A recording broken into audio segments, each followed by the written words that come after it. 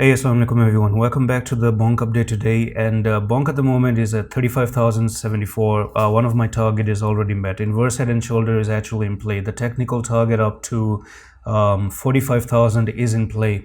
But I'm just going to be very quick here because long story short, there's one pattern I want to talk about very quickly here.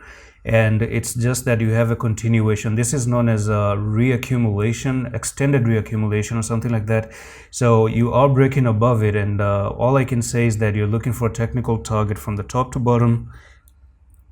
Yeah, and from wherever you're breaking, you can see it's actually taking you to 45,000 one more time. So 45,000 is a pretty solid technical target that is coming up for BONK, and that's going to be a move of 25%. The best stop loss for me personally, I think, is actually going to be down to 2436.